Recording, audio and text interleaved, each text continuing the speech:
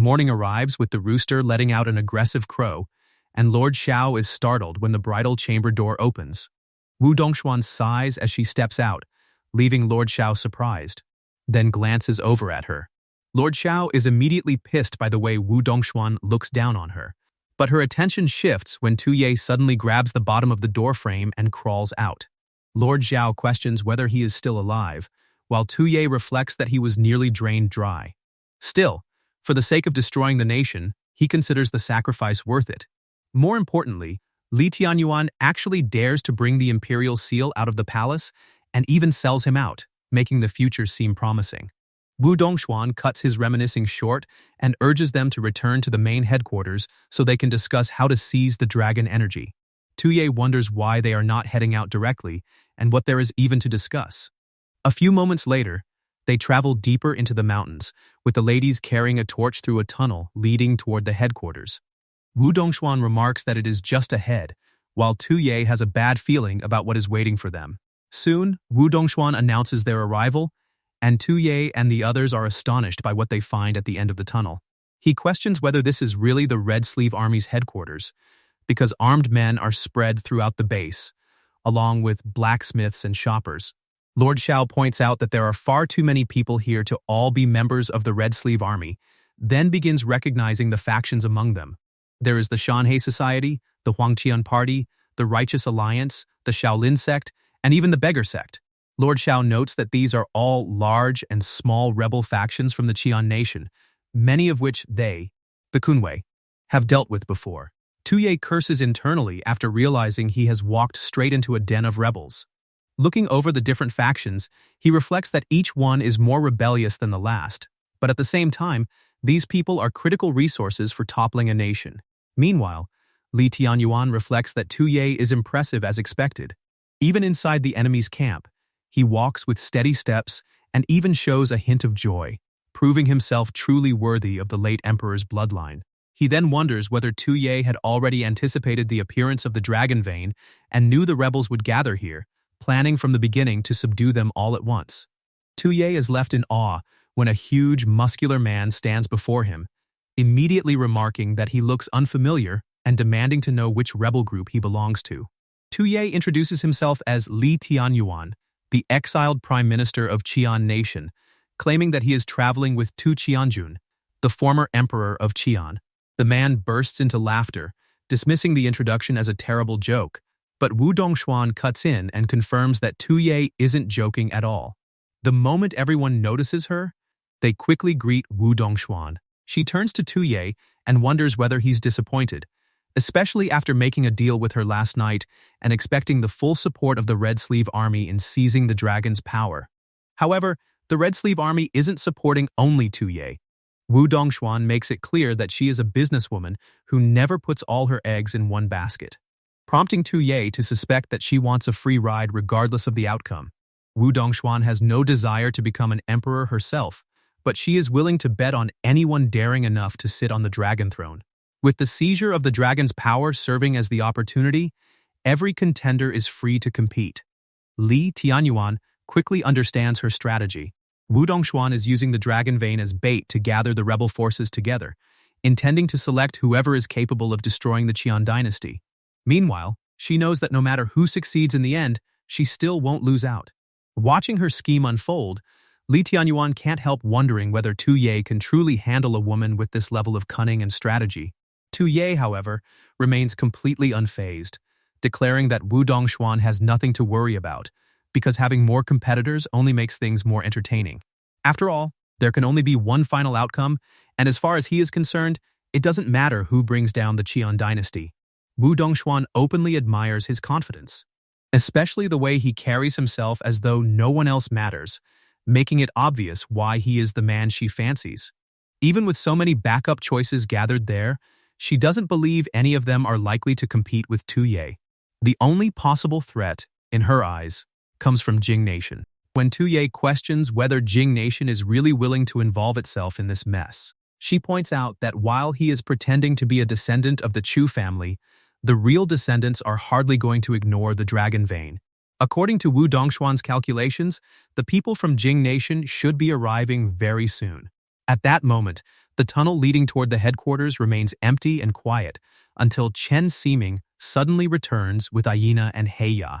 Wu Dongxuan immediately confronts him over why he has come back alone when she specifically sent him to welcome the people from Jing Nation. Chen Ximing explains that since greeting them was her order, he wouldn't dare disobey, and he has indeed brought the person back. But when Tu Ye and Wu Dongxuan see what he presents, both of them are astonished. Chen Ximing calmly clarifies that, to be precise, what he brought back is the person's head, before wondering whether that is enough. Chen Ximing, Ayina, and Heya stand by the tunnel entrance as he throws Chu Sidao's head toward Wu Dongxuan. Tu Ye is stunned when the severed head rolls in front of him, blood oozing across the ground. Wu Dongxuan reminds Chen Ximing that she sent him to meet the Jing Nation envoy and participate in seizing the Imperial Dragon's power, then demands to know if this is how he ended up meeting them. Chen Ximing only smiles sinisterly, claiming Wu Dongxuan cannot blame her for this, because it is not his fault Chu Sidao was too weak. He steps on the severed head and crushes it beneath his feet, sending blood spurting out. Wu Dongxuan remarks that she already knows Chen Ximing has been dissatisfied with her and wants to take her top position, then questions whether causing trouble at such a critical moment is not a little too hasty. Watching the exchange, Tu Ye expects the palace intrigue and power struggle they love to see to finally begin. Chen Ximing, however, claims he is being wronged and insists he is truly loyal to Wu Dongxuan. Since Wu Dongxuan wants to overthrow the Qian dynasty and end the chaos without becoming emperor herself, her subordinates need to find someone worthy of uniting the world for her, which is far from easy. He then brings up Chu Sidao, the Grand Prince of the Jing Nation, who is known as the #1 general in Jiangnan and commands the unstoppable Wave Battalion. Chu Sidao came to seize the dragon's power on behalf of the Jing Nation, only to be completely wiped out by fiends from the grasslands. Tu Ye suddenly reacts to the mention of the grasslands, prompting Chen Ximing to reveal that they were all taken out by his girl, Ayina. Ayina, the holy maiden of the northern Mang grasslands, scoffs that the Jing Nation is incredibly weak. One of the rebels brings up the so-called holy maiden from northern Mang, who supposedly possesses the power to connect with the demons of the grasslands. Another rebel immediately scoffs at the idea, dismissing them as northern barbarian dogs who dare enter the Central Plains to kill, then mocks the possibility that they came to steal the dragon's power as well, claiming they are overestimating themselves. Hearing this, Ayina wonders if they are talking about her and Heya, then admits that compared to the prosperity of the Central Plains, the grasslands really pale in comparison. Her remark immediately pisses the men off. Ayina continues that if the Central Plains is truly so powerful, everyone there must be living happy and fulfilling lives. Yet all of them are risking execution by rebelling, so unless they simply enjoy cosplaying as rebels, their actions speak for themselves. One rebel snaps back, demanding what she means and accusing her of spreading nonsense.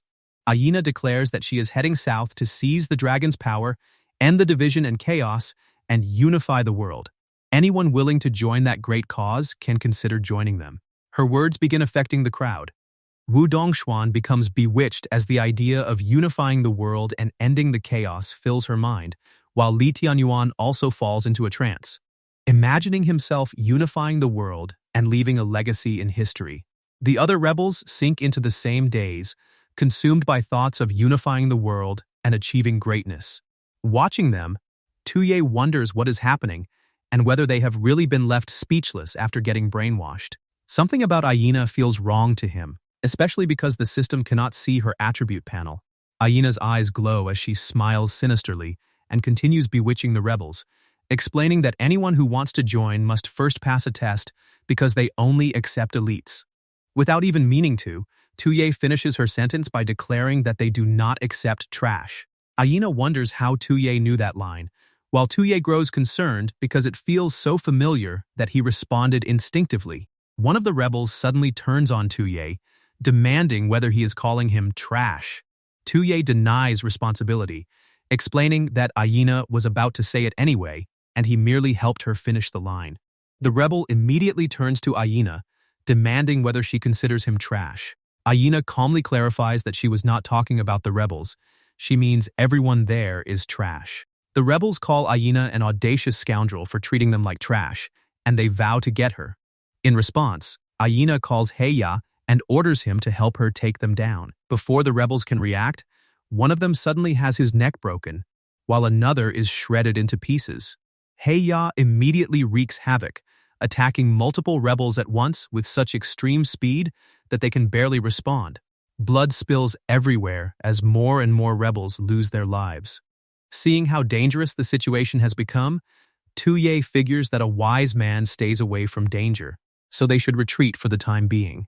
However, Ayina notices that Tuye is trying to escape and orders Heya to prioritize taking him out. Tuye curses inwardly, calling Ayina a crazy woman. He only echoed her words earlier, so there is no reason for her to be this petty and go straight for the kill. Meanwhile, Ayina considers that Tuye is the only one unaffected by her abilities, and since she is the leading character in her story, he is definitely a strong mid-game boss. Heya punches another rebel, blocking his path, then drives his fist toward Tuye, but Lord Xiao and Zhuge Sha step in and block the attack. Suddenly, Wu Dongxuan activates her escape technique and follows it with her skill, Arcane Kick. She condemns Ayina for killing at will within the territory of her Red Sleeve army, calling it far too disrespectful. Ayina urges her to calm down because they are not enemies. They share the same goal, which is to destroy the Qian dynasty. Her words begin echoing through Tuye's head. His head starts hurting as Ayina's voice keeps repeating in his mind, making him wonder whether this is her ability. Then, without warning, Wu Dongxuan begins repeating the same words echoing inside Tuye's mind. She declares that they must destroy the Qian dynasty, starting by taking out the former Qian emperor. Zhuge Sha immediately grows worried, while Li Tianyuan becomes terrified after hearing her words. Ayina, meanwhile, considers this a bonus surprise and wonders whether the former Qian emperor is also there. Zhuge Sha and Lord Xiao protect Li Tianyuan and Tuye as they prepare to face Wu Dongxuan. At the same time, Tuye figures that he has finally worked out Ayina's ability and what it is all about.